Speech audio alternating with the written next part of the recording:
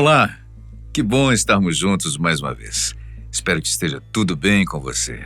O Portão Oriental, também conhecido como Portão Dourado de Jerusalém, é um marco significativo para as três principais vertentes religiosas que existem não só em Israel, mas em grande parte do mundo: a islâmica, a judaica e a cristã. Ainda no século XVI, o portão foi fechado, que foi visto como um cumprimento de uma profecia feita por Ezequiel, citada no capítulo 44 do seu livro na Bíblia, muitos séculos antes. Ele previu que o portão só se abriria quando um príncipe, reconhecido pelos cristãos como Jesus, retornasse. Poderia esse evento surpreendente sinalizar uma ocorrência de caráter global? É possível que o atual cenário mundial tenha algo a ver com a abertura desse portão e a mudança geral da humanidade? Vamos explorar o que isso pode significar para a última chance da humanidade estar com Jesus, ou conhecer o verdadeiro Messias, como esperam os judeus, ou ainda andar com Maomé em busca dos conhecimentos de Alá, conforme os preceitos islâmicos. O Portão Dourado está localizado no terço norte do muro oriental do Monte do Templo. O muro oriental, agora visível, foi construído em pelo menos 4 etapas, durante o reinado de Ezequias, durante o tempo de Zorobabel, no período Asmoneu e, notoriamente, no período Herodiano. Acredita-se que o atual Portão Dourado tenha sido construído sobre as ruínas de um portão anterior no muro oriental. Um arco, muito possivelmente de um antigo portão, fica diretamente abaixo da entrada bloqueada do Portão Dourado. O portão está selado desde meados do século XVI, o mais recente de vários selamentos.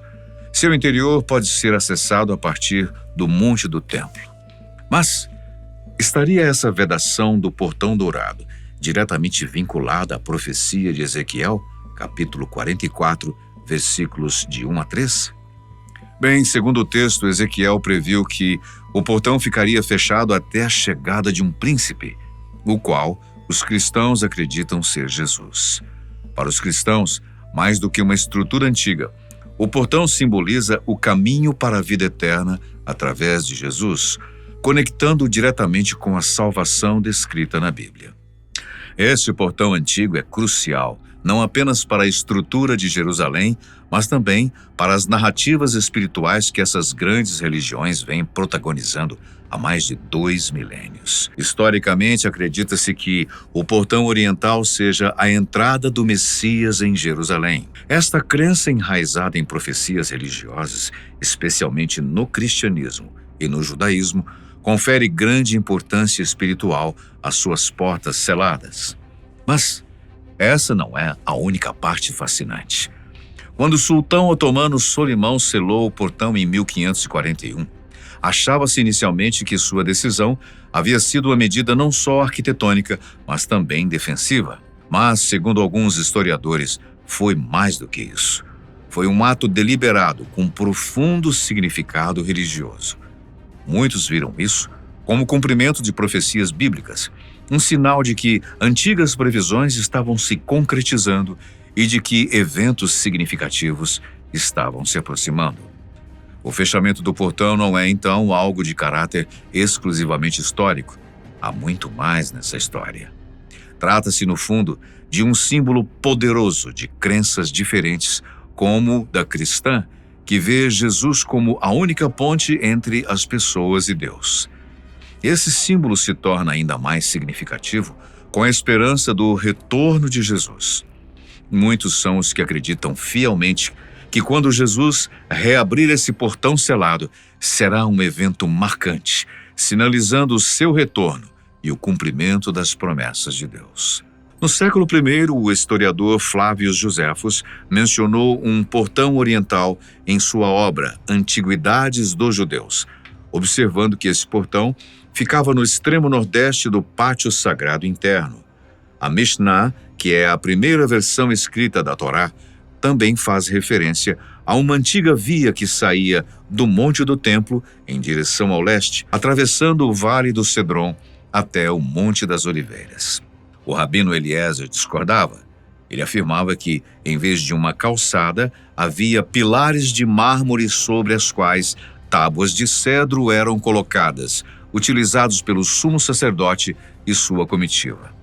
Esse portão, conhecido como Portão de Xuxã, não era acessível ao público em geral para a entrada do Monte do Templo. Ele era reservado exclusivamente para o sumo sacerdote e aqueles que o assistiam durante o ritual da novilha vermelha ou do bode expiatório no Yom Kippur. A data exata de construção do atual Portão Dourado permanece um mistério, já que as autoridades muçulmanas proíbem a realização de escavações arqueológicas no Monte do Templo. No entanto, ao longo dos anos, muitos estudiosos têm se esforçado para determinar a sua origem. No século XIX e início do XX, acadêmicos contemporâneos e reconhecidos da época sugeriram datas variadas anteriores ao período islâmico. Com o avanço das pesquisas, novas teorias surgiram. Alguns pesquisadores passaram a argumentar que o portão provavelmente data dos séculos 7 a 8 depois de Cristo, pertencendo ao período Omíada. Esse período refere-se ao segundo dos 4 principais califados islâmicos estabelecidos após a morte de Maomé. Era centrado na dinastia Omíada, originária de Meca, atualmente na Arábia Saudita.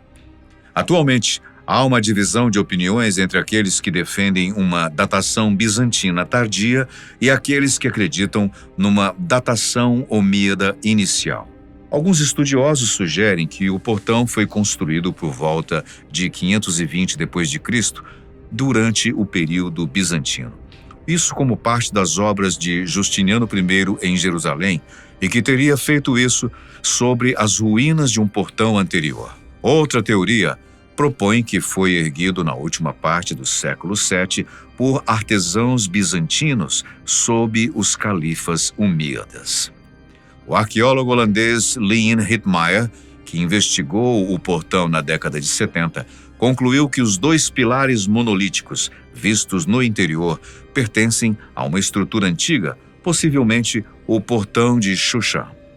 Esse portão, mencionado na Mishnah Midot 1.3, seria o único portão no muro oriental e dataria do período do Primeiro Templo. Além disso, o filósofo Maimônides, em seu Código de Lei Judaica, descreveu como, durante o período do Segundo Templo, alguém que entrasse pelo portão leste do Monte do Templo percorreria um terreno plano até o fim da muralha e dali subiria 12 graus até o Pátio das Mulheres, com cada degrau medindo meio côvado.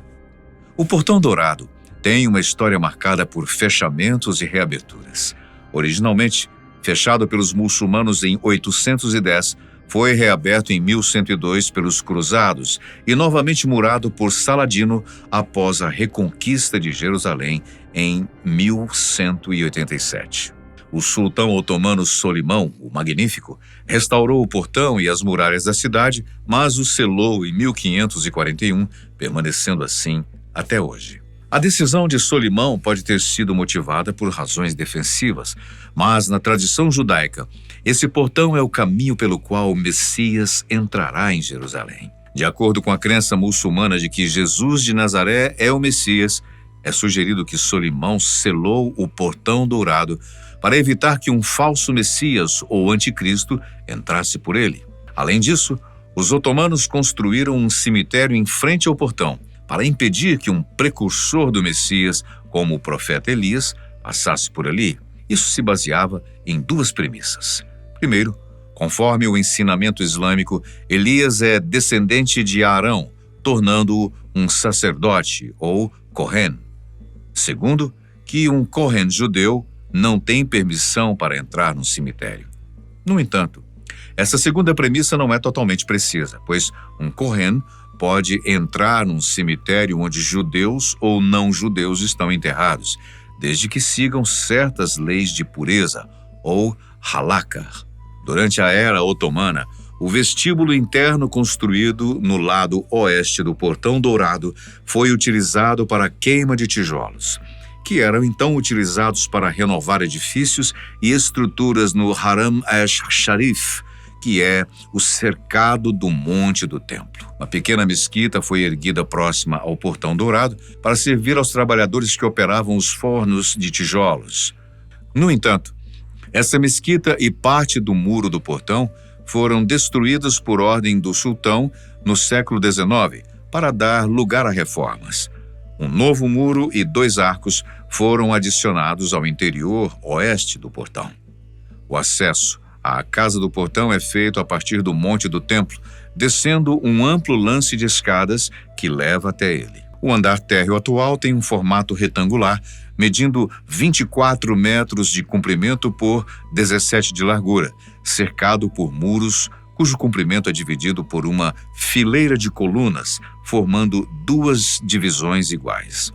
Abaixo do nível do solo, dentro de um túmulo, é visível o topo de um arco antigo, com as pedras inferiores ainda enterradas. Isso sugere que o nível original do solo era muito mais baixo do que atualmente. Os turcos otomanos também transformaram o portão murado numa torre de vigia. Esse local, rico em história e simbolismo, continua a ser um ponto de muita curiosidade para arqueólogos e historiadores, que buscam entender melhor as múltiplas camadas de civilizações que ali se sobrepõem. Contudo, há uma lei muçulmana que proíbe terminantemente que arqueólogos e outros pesquisadores façam qualquer tipo de escavação no local. A história do Portão Dourado é um exemplo fascinante de como diferentes culturas e religiões têm moldado e reinterpretado esse local ao longo dos séculos. Não é à toa que, ultimamente, não só nas redes sociais, como também entre grupos religiosos, tem surgido uma preocupação atordoante. Será que a profecia de Ezequiel irá se cumprir? É possível que o príncipe retorne e, como já é também acreditado por parte dos cristãos, se ele retornar, o mundo não será o mesmo de antes? O que estamos por descobrir? A guerra cada vez mais crescente entre Israel e grupos extremistas, agora incluindo um dos países nada amigáveis, que é o Irã, sem dúvida é um dos estopins para uma explosão sem precedentes. O mundo pode mesmo estar à beira de um colapso bíblico. Bem, em tempo é bom observarmos que a abertura do Portão Dourado não será apenas por meio de fechaduras, mas sim por algo violento, a explosão de um artefato. A região está vivendo as tensões da guerra, e numa guerra nada pode ser descartado. Portanto, é daí mesmo que o inesperado acontece. E se isso marca a volta de Jesus ou a vinda do Messias, é melhor que todos estejamos preparados, cada um do seu jeito, com a sua crença e suas orações, porque o mundo está precisando, não é mesmo?